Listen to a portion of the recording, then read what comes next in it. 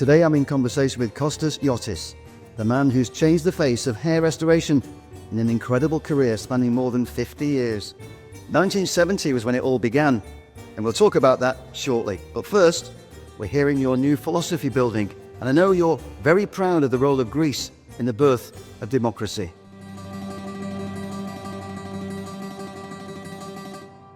Tell me a little about why that's so important to you. This building that we're now is Heraclitus Philosophy Forum. Heraclitus was the best philosopher of all times. Unfortunately, he was not Greek. He was from Ephesus. And I admire him more than Socrates, than Plato, than Aristotle, than Pythagoras, and all the other great Greek philosophers. This is why I named this forum Heraclitus Hellenic Philosophy Forum. The interesting part, John, is that, as you know, next to this building is the DHI clinic in Lavrio. And at that DHI clinic, that's where the modern, the sophisticated hair restoration was born. FUE was born here in Lavrio. And then, of course, direct hair implantation. So, fun enough, Lavrio is the capital of the world in hair restoration. Now, what do the two have in common? How DHI and philosophy connected? Well, the mission is similar. At DHI, our mission was to make people happy, to give them a better life. This forum has exactly the same mission: how to educate, how to offer education. In Greek is pedia, arete, virtue, and eudaimonia, eudaimonia in Greek. So both companies, in a way, they have the same mission to change the world and making people happier. You sent me a video of Donald Trump talking about Greece being the birthplace of democracy. And I have to tell our audience, what the president talked about is exactly what I've always heard you say over the 15 years that I've known you. Greek poets and philosophers like Homer and Aristotle have helped humanity pursue truth and virtue and justice. Ancient Greece achieved extraordinary feats of architecture, geometry, map making, and so much else that has inspired all wonders of the world. And Greece is the birthplace of democracy. Have you heard that? Have you heard that? Do you expect what Trump has said to now impact the world view of Greece going forward? Well, definitely, if a president of the United States, in very simple ways, expressed what the Greeks did, I think that's very, very important. And the same way, the same excitement for the Hellenic civilization, it was stated by Boris Johnson. And so many others appreciate the Hellenic civilization. But yes, I do appreciate Donald Trump coming out and saying in a few minutes the very big importance of the Hellenic civilization. We gave the world everything, not just books to read, but ways to think. What I want the viewer to understand is your passion for philosophy and all things Greek. And I think this building, it really sort of, if anybody is lucky enough to come in and have a look, they'll understand why you're so passionate about this. Well, talking about this building, we have here two actually ideas. One was, of course, to have meetings and webinars and professors speaking and discussing about, as I told you, pedia, education, and virtue. But also on the ground floor, we have a museum. And each room has a different idea. One museum is about nature. The other museum is about history of Lavrio, the mines, Temple of Poseidon, the theater of Thoikon, the oldest theater in the world. It's very close here. So this is amazing. And of course, the third room is about technology. So we want young people to come through these 3 rooms and in 10 minutes to understand history, technology, and nature. When I first saw this building and I was given a tour, I thought this is going to be a great tourist attraction, but I'm just wondering, will it be open to the public? It's something we're working on. We're not really quite ready. So we think December 22nd, we're going to have the official opening of this building. Fantastic. Okay, we're going to talk about your own career now, Costa. And as we do so, I'd like to draw a parallel. What I've admired about Trump 2.0 is how he's become a defender of freedom of speech and freedom of choice. When it comes to the world of hair restoration, I'm wondering about where freedom of choice comes into your thinking when you're encouraging men and women to consider your treatments. When you first started in this business, it was not common for men especially to even think about cosmetic surgery or using any type of procedure to make themselves look better. I will tell you a story. One time when I started in Palo Alto, California, I had a patient came to me and he sat across my desk and he said, Costa, it's the 3rd time I'm coming here. He said, 3rd time, first time I see you, I'm the only one here. I don't have any employees. And he said, the first time I came across the street, I looked at the building and I left. I located the building. Second time I came to the doorbell, I saw your name on the doorbell, but I didn't have the guts to ring it and I left. And today I rang the bell and I'm here. Imagine the psychology of these people to even ring the bell to come to see you. How cannot this make you feel and make you do the best for them?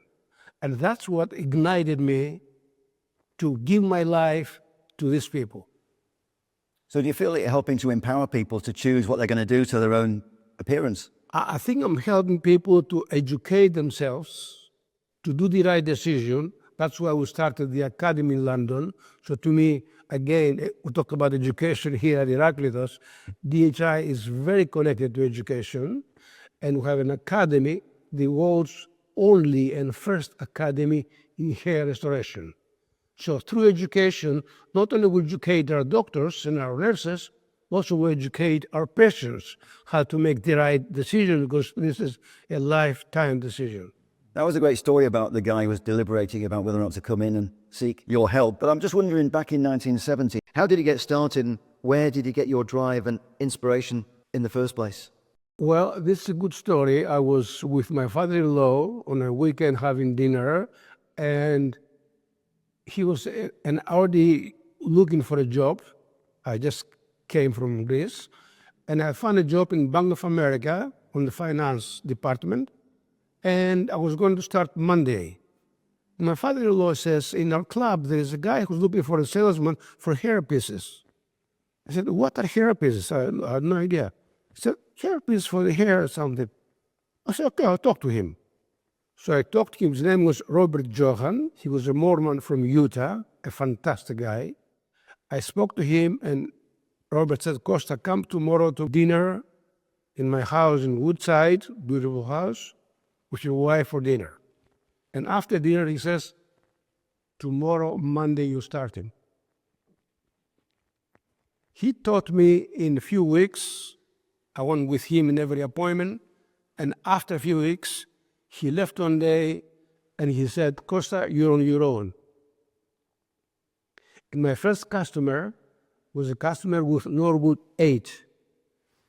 And I sold him for $600. And he called me, Costa, how did it go? I said, I sold him, had the deposit, 600, he says. And his sales were 375, 350, 390, his average sales. He says, 600. So yes, I remember his comment, you tickle me to death. So that's how I started. Anyway, I got very excited about this field. I love the patients. And then I still love the patients. I cannot sleep but thinking of how you can make their lives better. I know you've been obsessed for many, decades about trying to improve people's look through hair restoration, but you're obviously a good salesman when you started. But when did you actually think, crikey, this is something that I can really do that's going to change people's lives? Well, from day one, I'll tell you another story.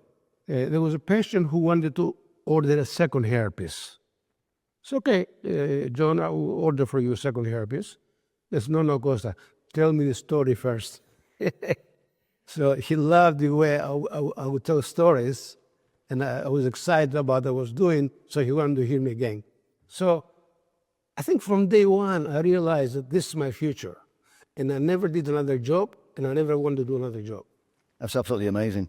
Over the past 54 years, you've become the most influential and pioneering face in the whole world of the hair restoration business. You've helped a lot of people, not just celebrities and very famous people, but ordinary men and women who just want to look and feel good. Do you feel you've achieved everything you set out to achieve? Well, I'll tell you a story. We used to have a royal family big member who was looking to do his hairline. So he spoke to me and to my team, and he didn't know who is the best to go to. So he hired 3 doctors, 3 plastic surgeons.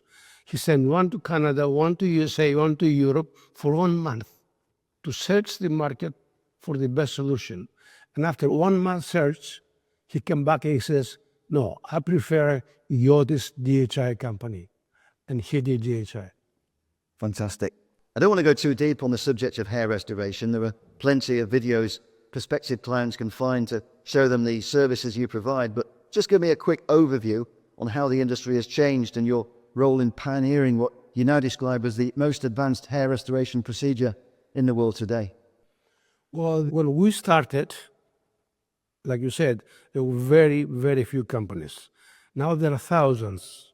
Every quarter there is somebody who does hair restoration because we taught the world how to do it. In fact, many of them, they even use the name DHI. So this is a problem because there is too much competition, especially in Turkey, where thousands of people, they do hair restorations, not using doctors, but technicians. And of course, all over the world. Yet for us, this is a positive challenge because we can prove very easily that we're DHI. The best technology, the only academy, the best team in the world. That's why we're so busy and we're fully booked in all of the DHI locations. So even though there's so much competition, DHI is growing faster and better than ever.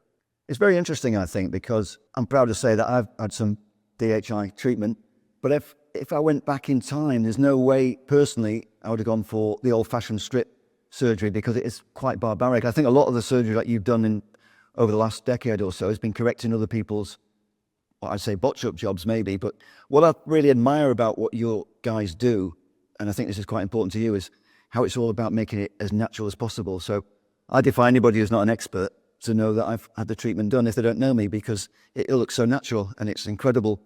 You must be very proud of that factor. No, each part of the procedure, it's very unique. Like what you're talking about is FUT, the strip.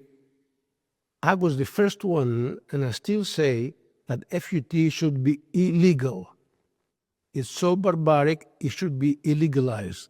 And many doctors from different societies, in different congresses that I speak, and because I speak to the University of Lyon, and I say that, in fact, I have a diploma from the University of Lyon. I speak to many universities, and most of the doctors, they agree, FUT should be illegal. Yeah, it was interesting.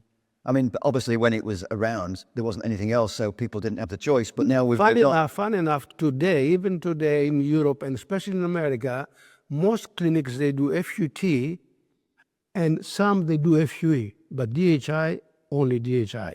Some clinics around the world, they claim they do DHI, but that's a false claim. Okay. I think what's fantastic about your name as well, DHI, because direct hair implantation is exactly what you do. It's to the point, yeah. Now, one of the things I want to mention before we wrap up is your book about your life. I know you've got a couple of books, but it's your life story that I think my audience will find fascinating. There are some people watching who may be thinking you've inspired them to consider your hair restoration procedures. They may just be interested in getting inside the mind of a successful entrepreneur. What do you hope readers will get from reading your book? Well, the book is made. This is the book.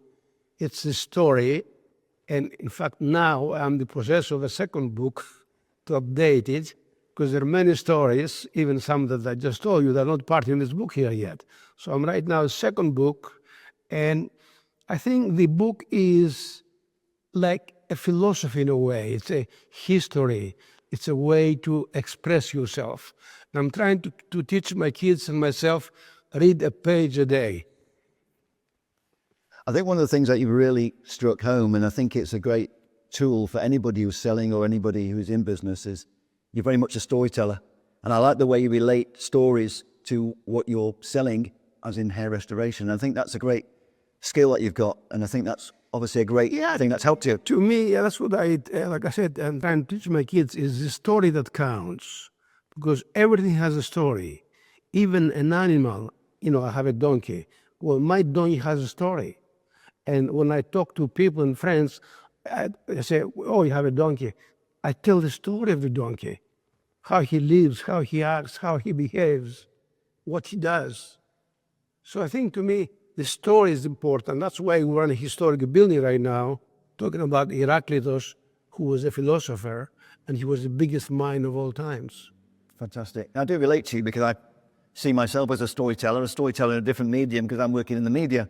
I do feel honoured to be in your book, Costa, and there's a photograph in there of me with you and your family. It was quite a few years ago now. They were quite young, and it's been great seeing your family grow in time that I've known you. How important is getting the balance right when you're building your career? I know I feel I missed out a lot and didn't see enough of my kids when they were younger, when I started out on my own career. What advice do you give to anyone who's starting out now? Well, I'm trying to copy your communication energy with story energy. I tell a story, you're a communicator, I'm a communicator, but with a story. I know you're very much a family man, but when I first met you, I think you worked too hard. You were very driven in making your business so successful. But do you think now, would you advise people maybe to spend more time with the family when they're starting out? Or do you think it's just a case of getting established? No, I think work is more important than a family. Work, you can never stop. There was a French guy who sold his company and he moved to south of France, kind of like a place like Sunio where I live, by the sea and by nature. But he still started working again. So a friend of his said, why are you working? You sold the company, you have enough money, what are you doing? He says, show me a button I can press. Trying to find a button in my jacket. Show me a button I can press that I can stop energy, that I can stop thinking, that I can stop creativity.